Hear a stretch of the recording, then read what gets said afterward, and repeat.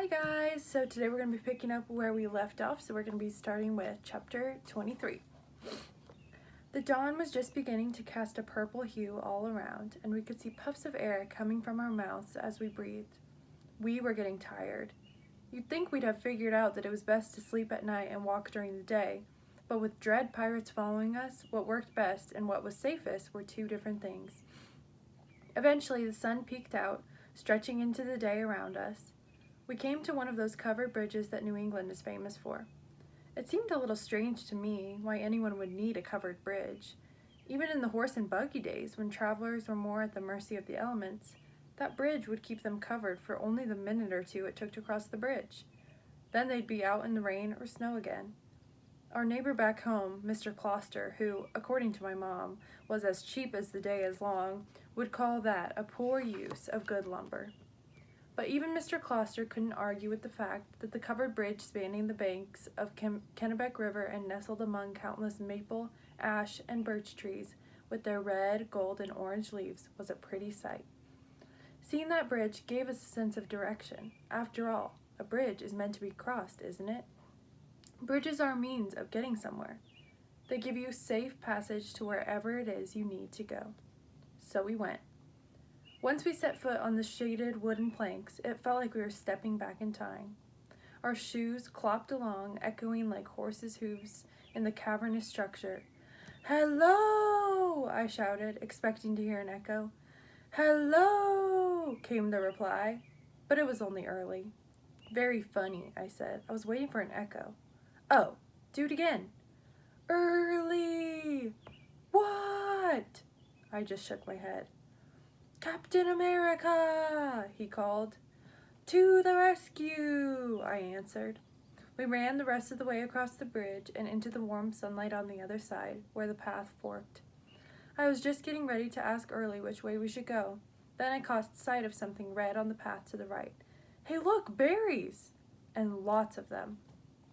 They were dark red in color and had that squishy look of berries that are past their prime. "I think we should stay to the left," Early said. "What? And miss out on a feast of free berries?" "Both paths head north. They'll probably end up in the same place eventually. Besides, it's my turn to lead for a while." I started off to the right and Early followed, a reluctant 2 paces behind. I don't think he liked me choosing the direction, as he didn't even eat any berries. "Suit yourself," I thought, popping one berry after another into my mouth as we walked. They glistened with dew and had a moist taste that was both bitter and sweet. I don't know if it was the berries or having decided on a course, but I felt relieved and sort of relaxed. I had chosen a path and could let go for a while, just let it take us where it would. "Does Billie Holiday have any good hiking songs?" I asked. "No. Besides, it's not raining." "How about Benny Goodman?" "Nope." "Sinatra?" "No." I popped another berry in my mouth, thinking, I guess good singers don't make good hikers. But I recalled my Grandpa Henry's favorite walking song. "Camptown ladies sing this song, doo-dah, doo-dah."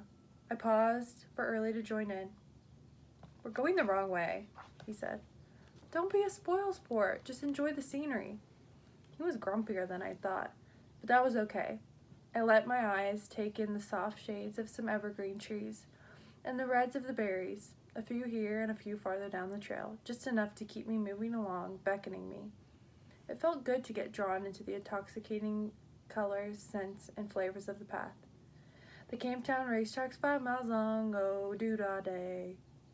And so we went along, me feeling like a sleek racehorse moving at a brisk clip, and Early was more like a mule, being slow and stubborn. Eventually, as I sang that last line, I could tell that my voice sounded unusually loud in the dense woods. It seemed that while I was getting on the bobtailed nag, the woods had grown dark around us, lining our narrow path with thorns and brambles. Then I started to feel a little queasy, the berries in my belly turning sour. Pretty soon, our path was nothing more than a narrow opening between branches that tore at our clothes and roots that caught our feet. "I told you we shouldn't have gone this way," said Early. "Oh, all right, Mr. Know-it-all, so maybe we got a little off track. All we have to do is turn around and find our way back out." But backing up was more perilous than walking forward, as there wasn't much room to maneuver without getting further scratched and poked. and the path that had been there seemed to veer and split in unexpected directions, leading us in circles and to dead ends. Because we'd turned around, Early was now a few paces ahead of me and back in the lead position, and since he'd been so sure about where not to go before, I thought it only fair to ask him, "So you think we should have gone left back at the bridge?" He didn't answer. Instead, he looked around, getting a feel for our surroundings. "This must be where the numbers start going in circles," Early said. "You mean the pi numbers?" I knew that he saw things in a different way than most people, and a lot of what he saw he somehow related to the story of Pi. But McScott wasn't really a pirate. The explosion on the mountain wasn't really a volcano. The barmaid wasn't really the haggard and homely wench. Of course there had been strange similarities and connections, but Early had a way of making them fit into the story as if he were making jigsaw pieces fit into a puzzle just because he needed them to. I rolled my eyes at the ridiculousness of it, but couldn't help asking, "You're the one with the crystal ball. What happens when the numbers start going in circles?" "You don't want to know." I tugged at a branch that was clinging to my ear. "Would it be a place called Lost?" "Sort of. It's part of the story I haven't told you yet." "What part is that?" I asked, my voice skeptical. "The Pi where Pi gets lost. For a while." "Lost how?" "The same way we got lost. In a maze." "A maze," I said, staring. "You mean like in England, where you enter a section of bushes and tall hedges and then wander around until you come out the other side?" "Yes, but the maze he was in started with 1, 2, 3. Easy enough at the beginning, but then it turned into 4, 6, 4, 7, 4, 8.